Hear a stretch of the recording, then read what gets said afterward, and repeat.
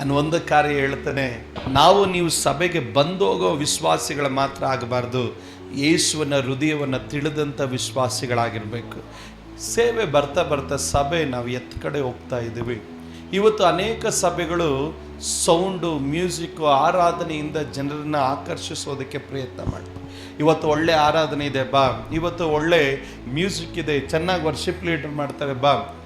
ಬಂದ್ವಿ, ನಾವೇನು ಒತ್ಕೊಂಡು ಲೋಕಕ್ಕೆ ಹೋಗ್ತಾ ಇದ್ದೀವಿ? ಬಂದೆ, ಕುಣಿದೆ, ಚಪ್ಪಾಳೆ ತಟ್ಟದೆ, ಆರಾಧನೆ ಮಾಡಿದೆ, ಮೊಣಕಾಲು ಉರ್ದೆ, ಕೈ ಎತ್ತದೆ. ಈಗ ನಾನು ಲೋಕಕ್ಕೆ ಏನು ಒತ್ಕೊಂಡು ಹೋಗ್ತಾ ಇದ್ದೀನಿ ವಾಪಸ್? ದೇವ್ರ ಮಕ್ಕಳಿಗೆ ಗಮನಿಸಿ, ಸಭೆಗೆ ಬಂದ ಮೇಲೆ ನಾವು ಒತ್ಕೊಂಡು ಹೋಗ್ಬೇಕು. ಏನು ಒತ್ಕೊಂಡು ಹೋಗ್ಬೇಕು ಗೊತ್ತಾ? ಸುವಾರ್ತೆಯನ್ನು ಒತ್ಕೊಂಡು ಹೋಗ್ಬೇಕು.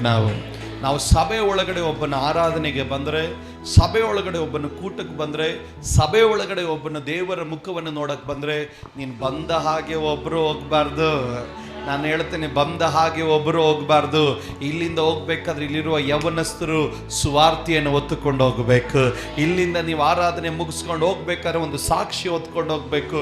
ನಾನು ದೇವರ ಹತ್ರ ಹೋದೆ, ದೇವರು ನನಗೊಂದು ಅದ್ಭುತ ಮಾಡಿದನು, ನಾನು ಇದನ್ನು ಲೋಕಕ್ಕೆ ಸಾರಬೇಕು, ಯೇಸು ಸ್ವಾಮಿಯ ಒಳ್ಳೆತನವನ್ನು ಸಾರಬೇಕಂತ ಲೋಕಕ್ಕೆ ನೀನು ಸಾಕ್ಷಿಯನ್ನು ಹೊತ್ತುಕೊಂಡು ಹೋಗೋನಾಗಿರ್ಬೇಕು.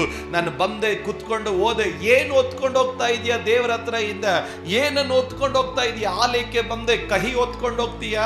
ಆಲಯಕ್ಕೆ ಬಂದೆ, ನಿರಾಶೆಯನ್ನು ಹೊತ್ಕೊಂಡು ಹೋಗ್ತೀಯಾ? ಆಲಯಕ್ಕೆ ಬಂದೆ, ನೀನು ಮತ್ತೆ ಬಂದ ದುಃಖವನ್ನು ತಿರ್ಗಾ ಹೊತ್ಕೊಂಡು ಹೋಗ್ತೀಯಾ? ಇಲ್ಲ, ಎಂದಿಗೂ ಆಗಬಾರ್ದು. ಆಲಯಕ್ಕೆ ಬಂದು ವಾಪಸ್ ಹೋಗ್ಬೇಕಾದ್ರೆ ನೀನು ಸುವಾರ್ತೆಯನ್ನು ಹೊತ್ಕೊಂಡು ಹೋಗಬೇಕು. ಆಲಯಕ್ಕೆ ಬಂದು ನೀನು ವಾಪಸ್ ಹಿಂತಿರುಗಿ ಹೋಗ್ಬೇಕಾದ್ರೆ ಮುಂದಿನ ವಾರ ಬರೋಷ್ಟರಲ್ಲಿ ಒಂದು 4 ಜನರಿಗಾಗಿ ನೀನು ಸುವಾರ್ತೆ ಸಾರಬೇಕು. ಒಂದು 4 ಜನರನ್ನ ನೀನು ದೇವರ ಹತ್ರ ನೀನು ಕರೆತರಬೇಕು. ಅಂತ ಒಂದು ಮನೋಸ್ಥಿತಿ ಇರಬೇಕು. ನಿಮ್ಮ ಮನೆ ಹತ್ರ ಬರುವಂತ ಯಾರ್ಯಾದ್ರೂ ಅವರಿಗೆ ಸುವಾರ್ತೆ ಸಾರಬೇಕು.